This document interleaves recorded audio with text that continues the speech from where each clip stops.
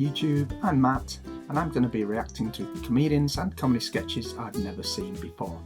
My lolometer down here in the corner is going to be counting every time I laugh out loud during this video.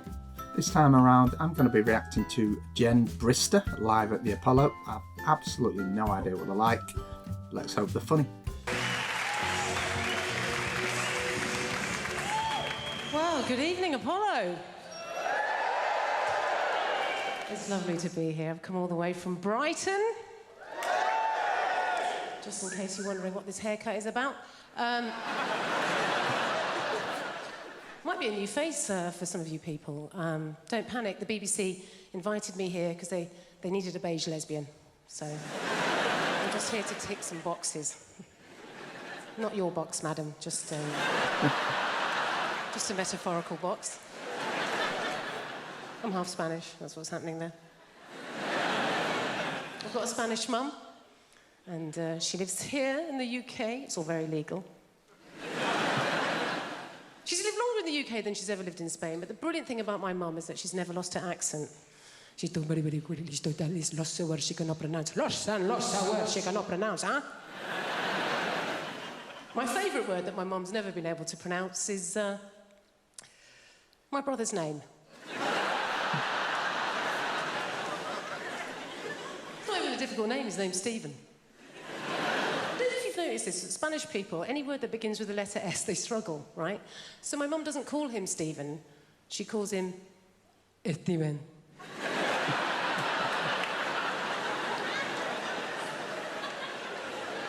What's his name, Mum? Steven.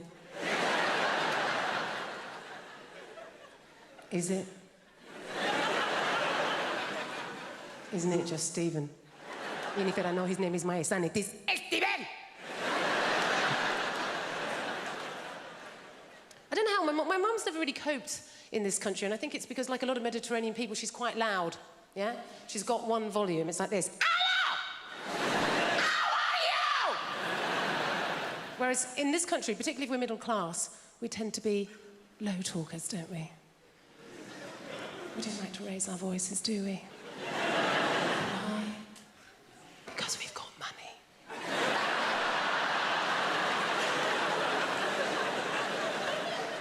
Can we just assume that if you are raising your voice, well, you're probably poor. Or worse, foreign. Great thing about having a Mediterranean mum is they feed you. Oh my God. She's always feeding. That's her way of showing that she loves her children, is to feed us. Anything can be going on in my life and my mum will relate it back to a meal that she's cooked.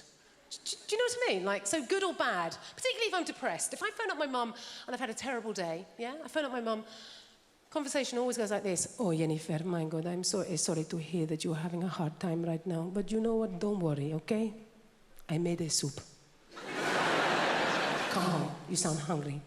I made chicken curry, I made a lantagine, I made a casserole, Jennifer, I made some tortillas, some paella, some curry, Jennifer, you love curry, maybe some meatballs, some pork ball, beef ball, aniseed ball, banana ball. You're a lesbian, you don't eat enough balls. Please, come home.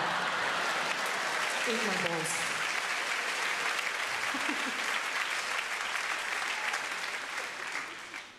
I'm 42. Don't worry, I'm not going to moan about my age. I realise there's nothing worse than somebody younger than you moaning about their age. You know, when you overhear somebody saying things like this on the bus, I'm going to be 23 on Saturday. And I just feel really old. I will stab you in the face. I'm not going to moan about it. You get boring as you get older because you do less. And the way to make sure that you really nail the coffin in dullness, have kids. Oh, my God. Snoresville! I've got twins. I've got twins, yeah, going to be 3 in a few weeks' time. And don't cheer that. Thank you. If you had twins, you'd be like, oh, unbelievable, keep going, mate! Because I am, this is a dream sequence for me. I think I'm actually dead. Do you know what I was really worried about before I had children? It wasn't about being a parent. I was really worried about being dull. Because I mean, look, having kids late, 42, yeah? And they're only like nearly 3. Most of my friends have had kids. And I remember my best mate, when she had her kids, dear God. Before the children arrived, we'd have interesting conversations about current affairs, popular culture. She'd ask me questions like, how are you? As soon as the kids arrive, that went. Go around the house and it's a bit more like this. Oh, hi, Jen. Oh, Jen, thanks so much for coming. Jen, look at the baby, look at the baby. Isn't the baby the most beautiful baby you've ever seen in your life? We love this baby, don't we, Dave? We like to look at the baby all day. Jen, look at the baby. Jen, look at the baby, look at the baby. We don't want to miss a second of anything the baby's doing. We learnt so much since we had a baby. What did we learn today, Dave? We learnt something really important today, Dave. What did we learn today? We learnt war is bad. We didn't know that till we had a baby. Jen, look at the baby. Jen, look at the baby. Jen, look at the baby. We don't miss a second. We like to take photographs and video everything the baby does because we think our baby's a genius. We think our baby's more clever than any other baby that's ever existed before in all of time. What are you looking at me like that, Dave? You're looking at me weird, Dave. What's happening, Dave? Oh my God, the baby is blinking. That's incredible, Dave. Video it, play it back to our friends while they self-harm in our living room.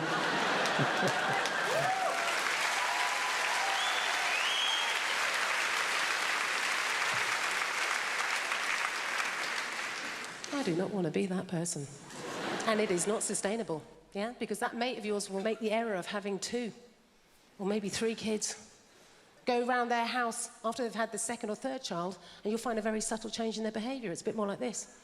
Sorry, mate, can I just stop you there? It's just that little Johnny's got his fingers in a plug socket and I'm really worried he might electrocute himself. Leave him, we've got another one. Open the Pinot Grigio. Being a parent is hard. It's the hardest thing you'll ever do, and no one tells you. In fact, no one is more delighted for you to have children than your friends who have children. They are over and above more excited for you than members of your family. Tell a mate with kids that you're going to have kids. They're like that. Oh, God! I'm so happy for you. Our children give you so much to grow as a person. Unconditional love. At the time, you think, God, they are really happy for me. It's only after you have your kids that you go, oh, that was hysteria.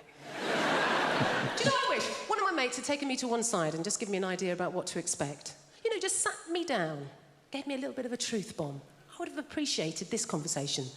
Brister, hello, mate. Why don't you sit down? Just to let you know, it's a bit of a horror show. You're never going to finish a cup of tea or coffee again. You're going to have a shit with the door open. Your sex life is over. Your social life is dead. And if you want to have an ice cream, you're going to have it behind a bin in the garden. Anyway, congratulations. Apollo, you've been an absolute delight. Enjoy the rest of your evening. Thank you so much. Yeah, that was good, that. I enjoyed that, and I especially liked the stuff about parenthood. I've got a little boy, so I can definitely relate to the whole conspiracy theory of people who've got kids not telling people who want kids just how insane it is. So yeah, really good, relatable, funny, very enjoyable. So don't forget to like this video, drop a comment below, and if you haven't already subscribed to my channel, please do so, and I'll see you again next time.